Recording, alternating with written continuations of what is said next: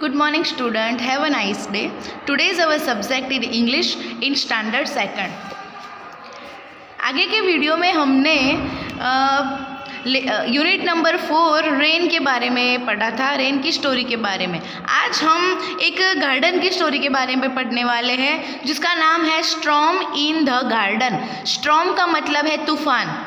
Garden में एक बहुत बड़ा तूफान आया है, उसके बारे में स्टोरी है। और ये जो आपको दिख रहा है पिक्चर में, तो उसको स्नेल बोलते हैं इंग्लिश में स्नेल बोलते हैं, हिंदी में धोंधा बोलते हैं और गुजराती में हमें गोकड़ गए बोलते हैं। आपको सबको पता ही होगा कि गुजराती में हम इसे गोकड़ गए बोलते हैं और इंग्लिश में स्नेल बोलते हैं। ओके, और इस स्नेल का नाम है सुनु एंड दूसरी एंट भी है। देखो इसके ऊपर एंट चढ़ रही है। ओके, अब चलो हम यहाँ पे हमारी स्टोरी स्टार्ट करते हैं। सुनु द स्नेल। सोनू एक गोकड़ गाय छे। मैं धोंधा नहीं बोलूँगी, गोकड़ गाय बोलूँगी या स्नेल बोलूँगी, क्योंकि धोंधा में आपको बहुत डिफरेंट लगेगा, अलग अलग लगेगा। Was visiting his friend. तो इसके सोनू के फ्रेंड है। कौन है फ्रेंड? एंट। तो वो अपने फ्रेंड को मिलने जा रहा है, दोस्तों के पास जा रहा है। तो द एंट, तो इसकी फ्रेंड का नाम है एंट। देखो यहाँ पे है ना।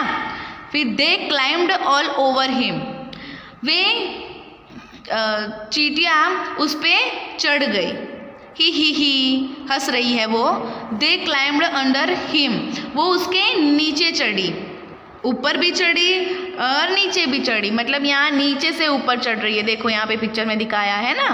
हाँ, सडनली अचानक a great white light crashed through the cloud. अचानक से वहाँ पे एक बहुत बड़ी सफ़ेद रोशनी दिखी। बादल भी दिखे और माध्यम से Sonu quickly pulled in his tail and sat very still.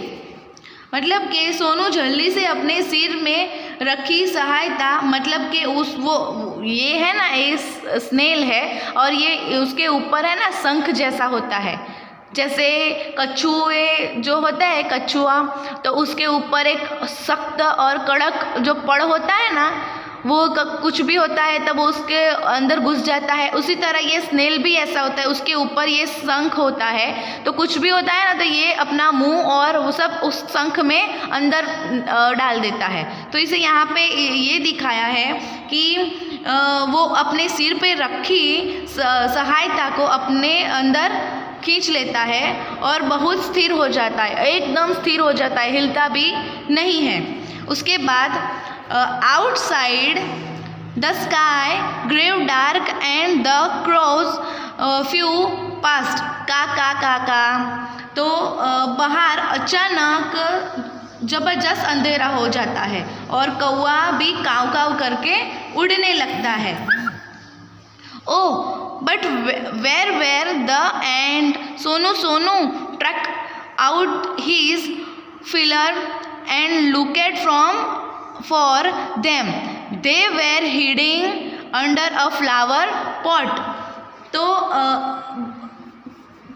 कौवा काव से उड़ गया और लेकिन चींटियाँ कहाँ थी? सोनू ने अपने विचारों को बाहर निकाला और उसकी तलाश की। वे एक फूल होता है जो फ्लावर पॉट होता है, उसके नीचे छिप गई थी। और go home Sonu the end carried out. Hari your mother will worry. घर जाओ सोनू, चींटियों ने पुकारा। चींटियों ने कहा कि सोनू घर जाओ, जल्दी करो, तुम्हारी मम्मी, तुम्हारी माँ चिंता कर रही होगी, वरी होगी, मतलब कि चिंता कर रही होगी। Sonu went to his mother where she sat under a storm near the well. Sonu अपनी माँ के पास गया जहाँ वह कुएं के पास एक पत्थर के नीचे बैठी थी। अम्मा सेड सोनू, सोनू ने कहा माँ, there's a storm in the garden, I heard the wind below, oh. तो बगीचे में उसने अपनी माँ से कहा कि माँ, बगीचे में बहुत बड़ा तूफान आया है, मैंने सुना है कि हवा का झटका जोर जोर से हो रहा है। ओ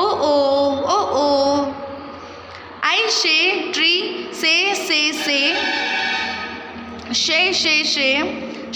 आई सो लाइटिंग फ्लैश जाग। मतलब कि मैंने पेड़ों को बोलबाला करके हुए देखा। जैसे कि जब बहुत बड़ा तूफान आता है, जैसे हवा चलती है, आंधी आती है, तो पेड़ भी ऐसे लड़खड़ाने लगते हैं, उसमें से आवाज़ आती है जा करके। इसलिए वो बोल रहा है कि पेड़ भी बोलबाला करते मैंने देखा बिजली बहुत से ज़ोर से चमक रही है। यहाँ लाइटिंग का मतलब है बिजली और फ्लैश का मतलब है चमक रही है। ओके, उसके बाद पीछे देखते हैं। आई हैड थंडर रोल, तो मैंने सुना गड़गड़ाहट का आवाज़ मैंने जोर जोर से सुना। गड़म गड़म, तो गड़म ऐसे हो रहा था आवाज़। आई हैड रेन फेल, तो वहाँ मैंने बारिश गिरने की बात सुनी और बूंदे भी गिरी। सिट्टा पिट्टा पिट्टा ऐसे आवाज़ करते हुए बारिश भी हुई और हवा भी चली। आई हैड वाटर ड्रिप, मैंने सुना पानी टपक रहा है। Drip plip. It was the biggest storm Sonu had ever been it.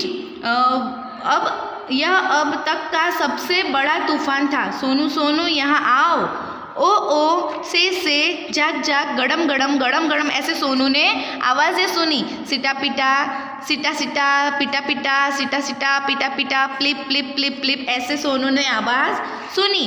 And do you know that what, तो और क्या आप जानते हो? Sonu didn't get wet, do you know why, तो